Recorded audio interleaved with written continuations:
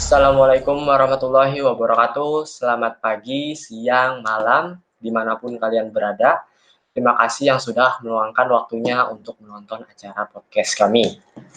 Tak henti-hentinya kita mengucapkan rasa syukur atas nikmat Allah Subhanahu wa Ta'ala yang telah memberikan nikmat yang tak terhitung jumlahnya. Perkenalkan, nama saya Agung Dwi Prastyo, mahasiswa dari Universitas Singapura Bangsa Karawang, Fakultas Keguruan dan Ilmu Pendidikan, jurusan Pendidikan Matematika.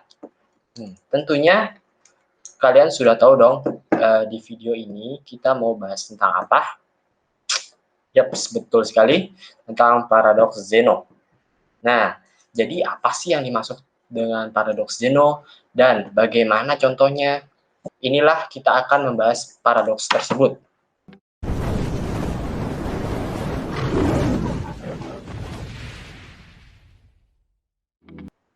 Pada pembahasan ini, saya tidak sendirian, melainkan ditemani oleh kedua teman sekelas saya, yaitu bernama Atima Ayu Azhara.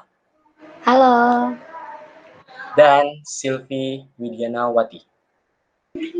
Halo. Paradoks Zeno ini merupakan paradoks yang terkenal dalam sejarah Yunani dan juga dunia matematika.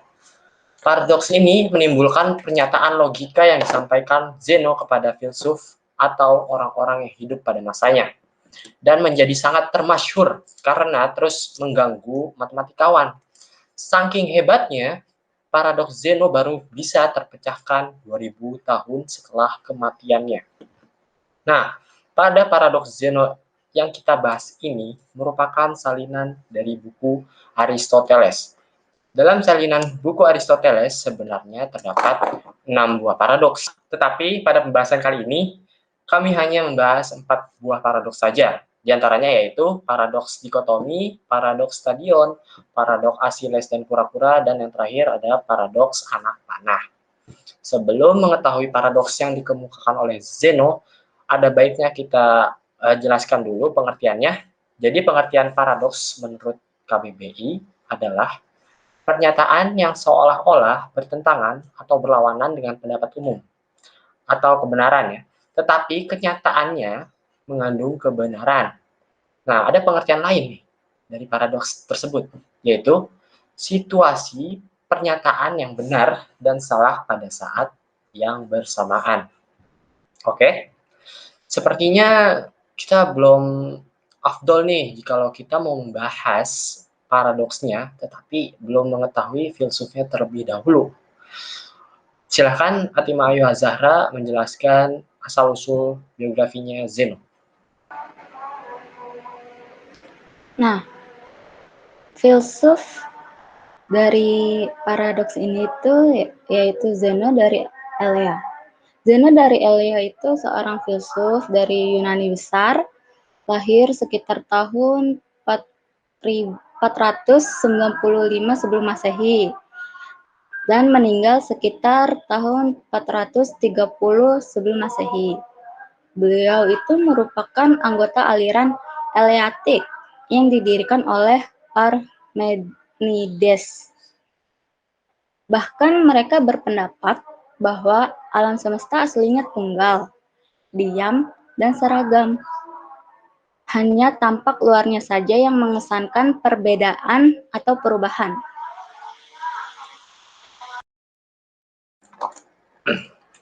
Nah, tadi kan disebutkan bahwa Zeno itu merupakan anggota aliran Eleatik. Ngomong-ngomong soal aliran Eleatik, itu seperti apa sih? Bagaimana asal-usulnya gitu? Ya. Aliran Eleatik itu adalah aliran yang mempercayai bahwa semua gerak dan perubahan di dunia ini itu bersifat semu. Jadi aliran Eleatik itu berasal dari mana sih? Siapa pencetusnya? Jadi itu aliran Eleatik itu berasal dari seorang tokoh filsuf yang bernama Zeno. Nah, dia itu memiliki pemikiran aliran Eleatik itu. Nah, si Zeno ini, dia itu salah seorang murid dari Parmenides. Nah, Parmenides ini yang mencetuskan bahwa semua gerak dan perubahan di dunia ini tuh bersifat semu gitu. Oke, jadi pada intinya ya, aliran eleatik itu yang menurut saya tangkap, semua gerak yang ada pada kita itu menurut Parmenides atau pencetusnya tersebut itu bersifat semu ya, nggak Iya bergerak. gitu. Nah, kan dari yang pernah aku baca nih di artikel, ada pendapat filsuf Yunani yang membantah paradoks Zeno ini karena pendapatnya itu keliru. Terus kira-kira paradoks Zeno ini diterima nggak sih pendapatnya sama filsuf lain? Nah, emang di paradoks Zeno yang ini itu ada beberapa para filsuf Yunani yang membantah paradoks Zeno ini karena mereka menyadari bahwa pendapat Zeno itu dianggap keliru.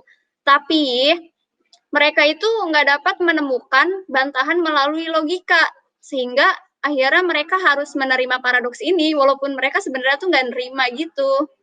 Langsung saja kita akan membahas tentang paradoks Zeno yang pertama. Jadi mari perhatikan pernyataan berikut dengan seksama.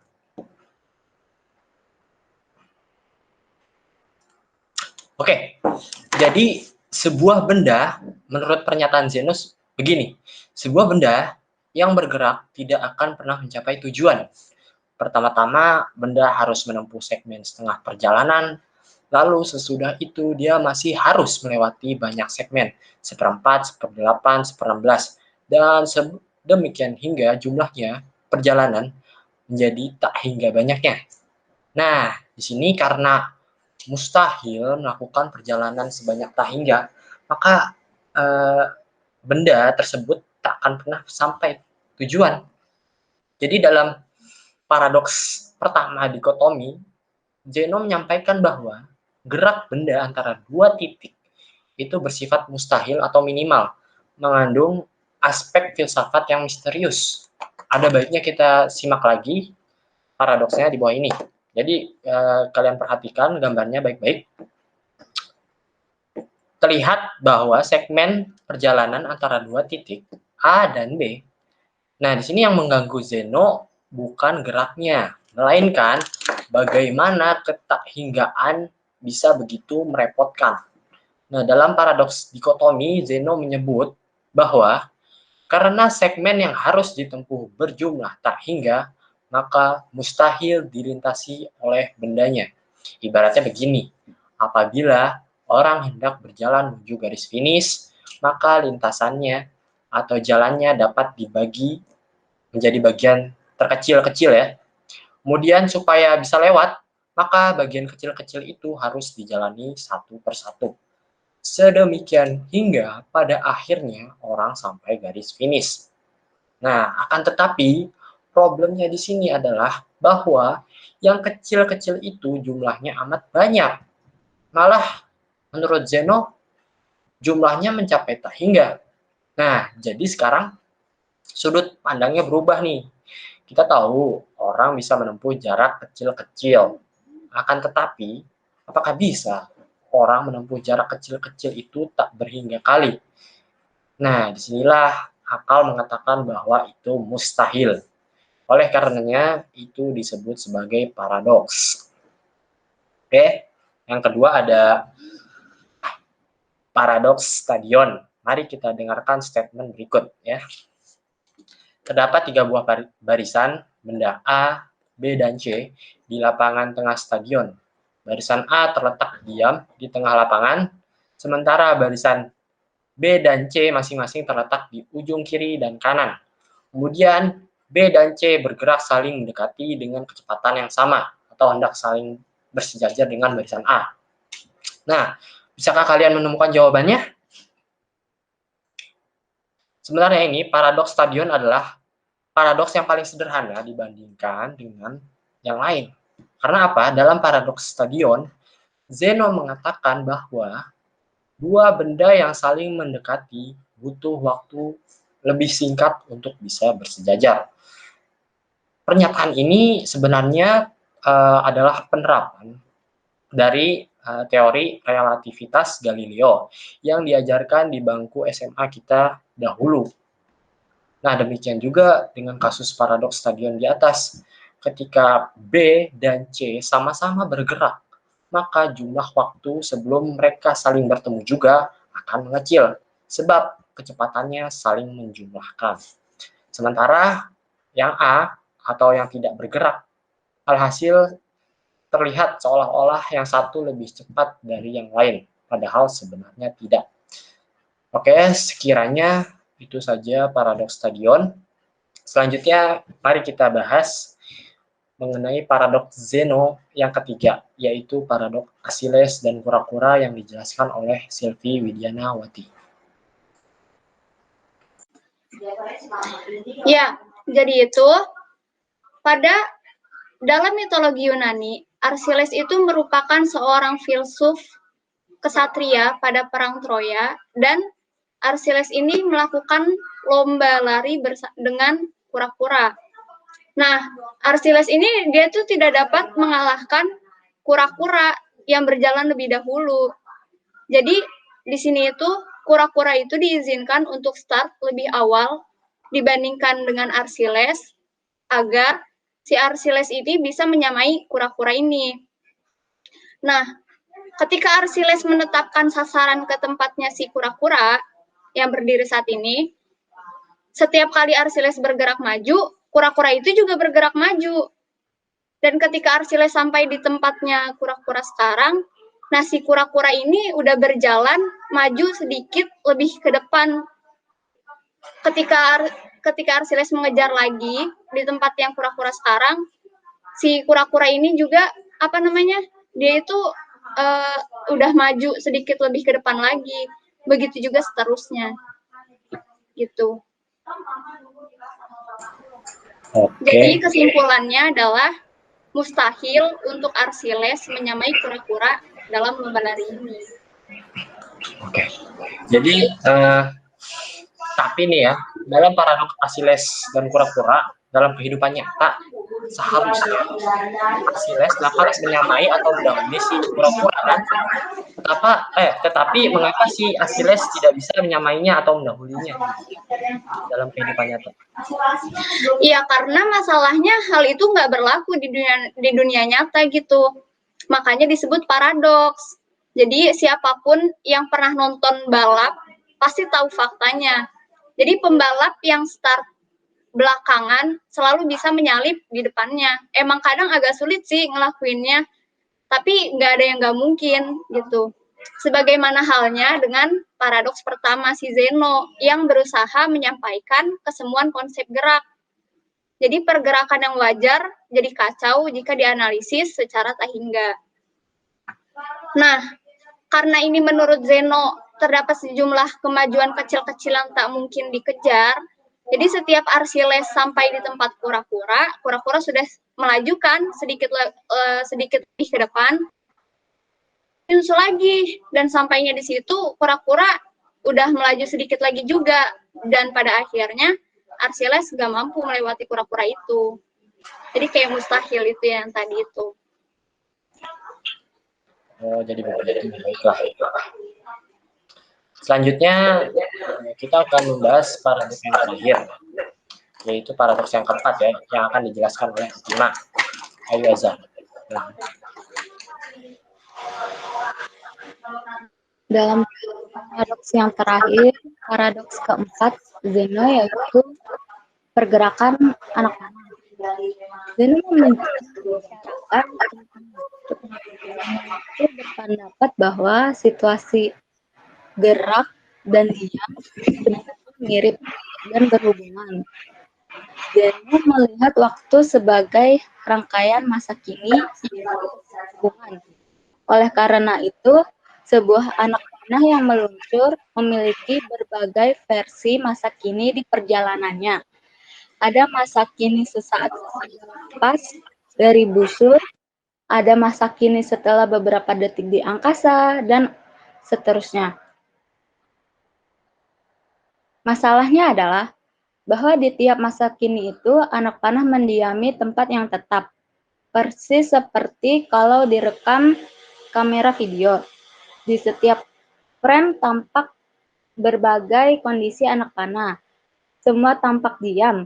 Akan tetapi kalau videonya diputar keseluruhannya, barulah terkesan anak panahnya itu seperti bergerak. Jadi di sini ada problem.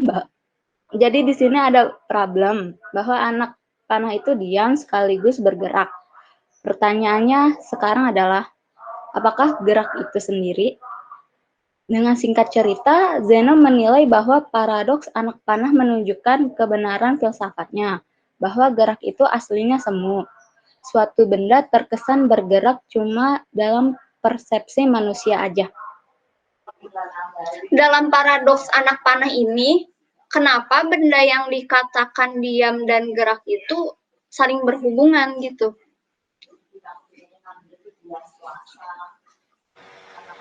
Soalnya gerak kan bisa dikatakan dalam sekaligus bergerak. Contohnya pas kayak tadi tuh di dalam rekaman video itu. Kan dalam rekaman video ada frame per second. Nah, kalau dilihat dari frame by frame, anak panahnya kan diam. Tapi ketika di play videonya, anak panahnya itu ternyata bergerak. Nah, jadi Zeno kan mengatakan kalau bergerak itu aslinya semu. Benda terkesan bergerak, cuma dari persepsi manusia aja tuh. Nah, problemnya adalah bahwa di tiap masa kini itu anak panah mendiami tempat yang tetap, persis seperti kalau direkam video gitu. Di setiap frame emang kelihatan kayak berbagai kondisi anak panahnya seperti apa. Semuanya emang kayak diam gitu, tapi kan pas udah videonya diputar semua, nggak frame by frame, baru terkesan anak panahnya itu bergerak. Oh, begitu. Oke. Sekiranya itu ya mengenai 4 paradoks yang dikemukakan oleh Zeno. Bila kami terdapat kesalahan pada diskusi, mohon dimaafkan dan berikan tanggapan di mana salahnya. Terima kasih yang sudah mengikuti acara ini. Hingga selesai, kami tutup acara ini. Wassalamualaikum warahmatullahi wabarakatuh.